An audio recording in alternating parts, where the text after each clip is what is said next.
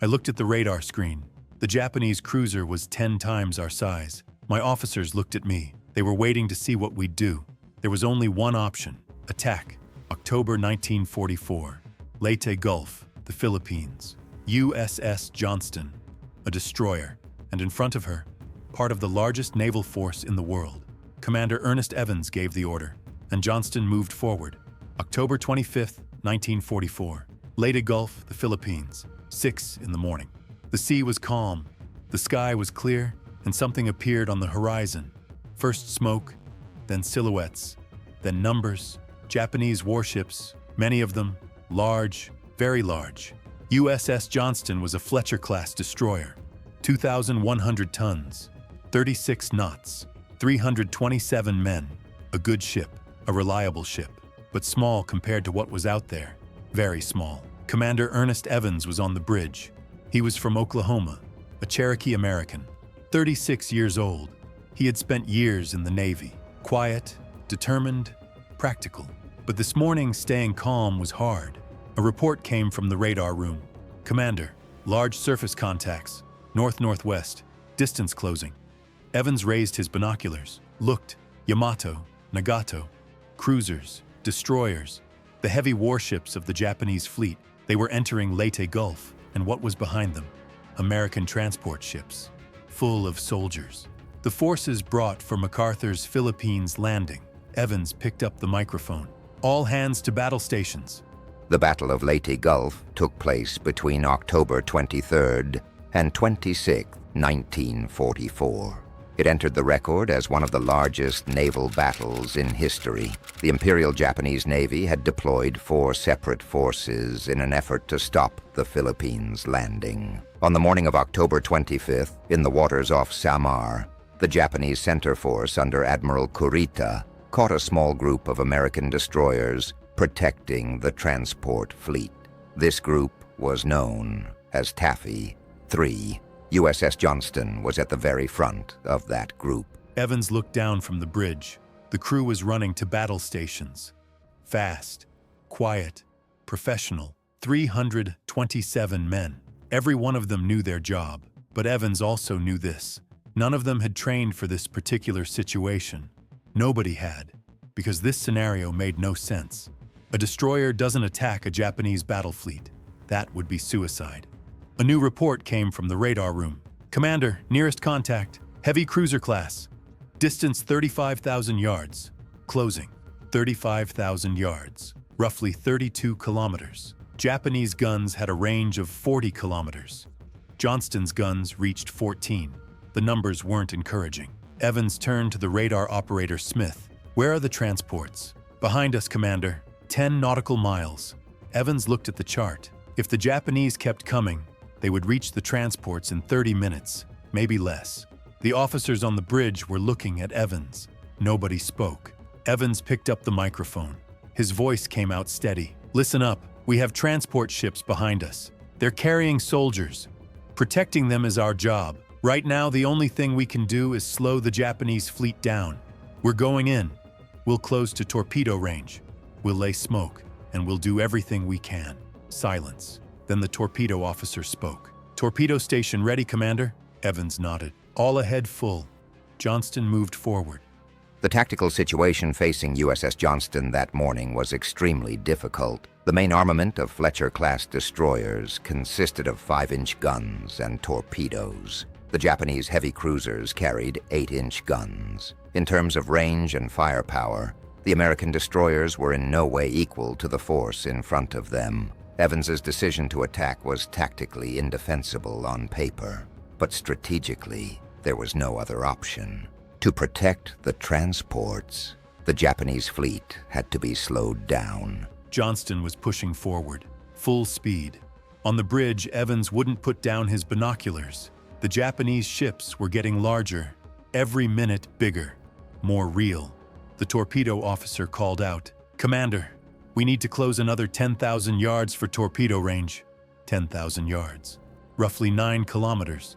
That meant going directly inside the effective firing range of the Japanese guns. Evans calculated quickly. Johnston was making 30 knots. The Japanese ships were also moving. Getting to the right angle for a torpedo run would take about 7 or 8 minutes. 7 or 8 minutes as an open target. But there was no other way. "Lay smoke," Evans said. Dense white smoke began pouring from the stern. Thick, it would block visibility, but only partially, and only for a while. Motorman Garrison described that moment afterward. "I looked up at the bridge. The commander wouldn't put the binoculars down. His face was calm, genuinely calm.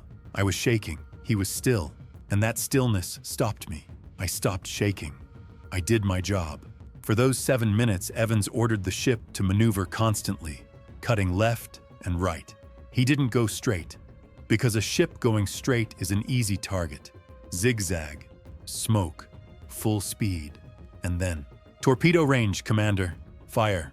Johnston's torpedo attack was one of the most critical moments of the Battle off Samar. The destroyer scored 3 torpedo hits on the Japanese heavy cruiser Kumano. Kumano suffered heavy damage and was forced to withdraw from the battle. The hits temporarily slowed the Japanese fleet's advance, but Johnston was now fully exposed to Japanese fire. Withdrawal was possible. Evans did not withdraw. The first hit, Johnston shuddered. A Japanese 14-inch shell had struck the main deck. The explosion was felt all the way to the bridge. Smoke rose. Evans stayed on his feet, ran the damage check from the bridge. "Damage report." Voices came back. 3 holes in the deck, 2 hits in the engine room. Propulsion down 40%. Propulsion down 40%. Johnston could now make 17 knots instead of 30. A slow destroyer was a much easier target. The second hit came, closer this time, near the engine room. Power cut out. The lights went dark. A few seconds of blackness, then the backup power came on. Evans's hands were bleeding. He hadn't noticed. Fragments from the bridge explosion had cut 2 of his fingers. He asked for a bandage. He stayed on the bridge while they wrapped it. Speed.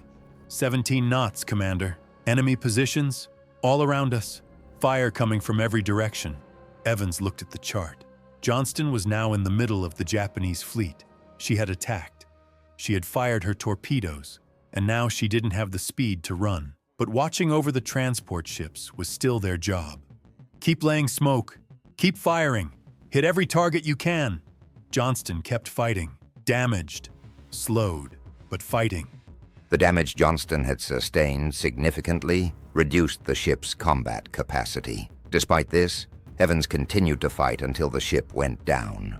Throughout the battle off Samar, Johnston maintained artillery fire against Japanese vessels. The performance of the crew under these conditions entered the record as a remarkable example in naval history. The decisions Evans made that morning and the resistance Johnston showed delayed the Japanese fleet's advance toward the transports. That delay was critical. 9:45. Johnston was still afloat, but barely. The engine room was completely out. The ship had nearly stopped. Japanese vessels were passing around her. Some fired, some passed by. Johnston was no longer a threat to them, but Evans kept firing. Ammunition was running low. Every gun crew was working with what they had left. Some guns had gone silent, but the ones still standing kept firing. Evans was on the bridge. His hands were bandaged. His face was dark with soot and blood, but he was standing. Then the last hit came. The bridge, direct.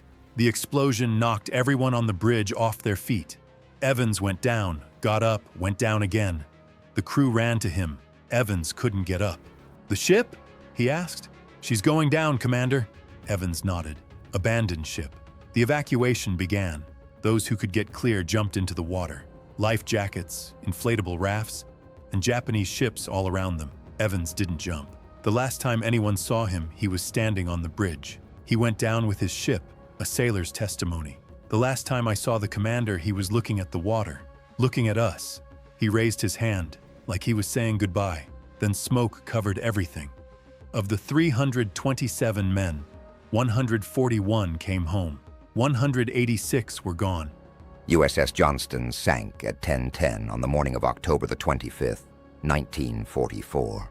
Commander Ernest Evans went down with his ship. After the war, Evans was awarded the Congressional Medal of Honor. It was presented to his family. The exact coordinates of where Johnston sank were unknown for a long time. In 2019, Deep-sea researchers found her at a depth of 6,200 meters. That depth set the record for the deepest shipwreck ever found.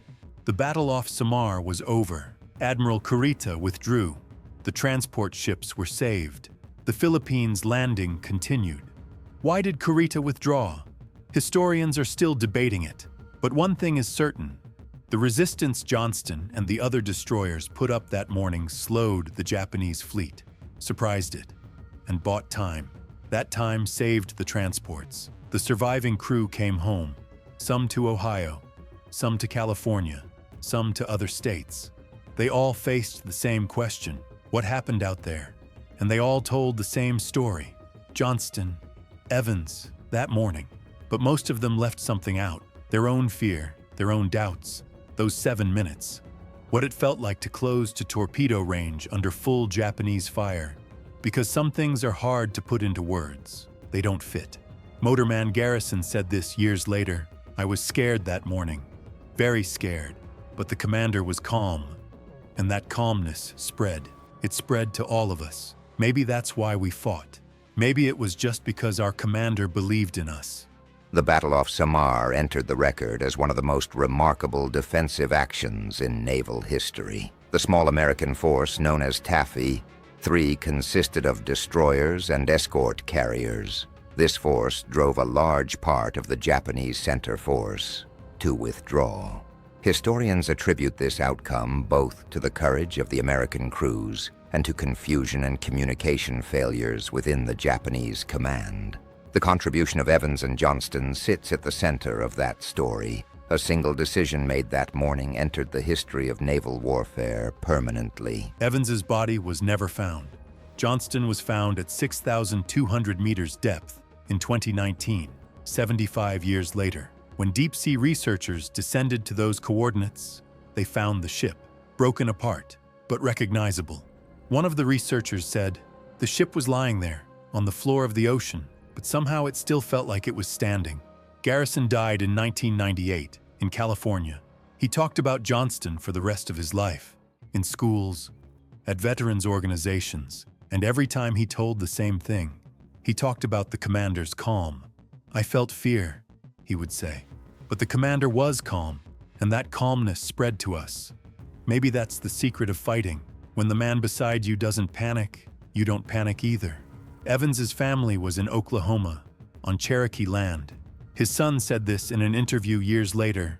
I know very little about my father, but I know this. That morning, he made a decision. It was the right decision. And that decision brought 141 men home. 141 men.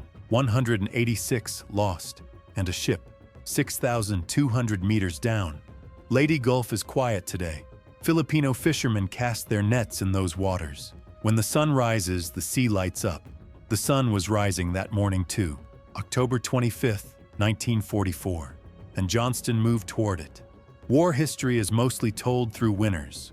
Great victories, strategic moves, shifting balances, but sometimes the most important story isn't the winners. It's the story of the resistance. Johnston didn't win, she sank, but the resistance she put up that morning brought 141 men home and saved the transport ships behind her. Evans was standing on the bridge, going down with his ship. Maybe that was enough. Maybe that was everything.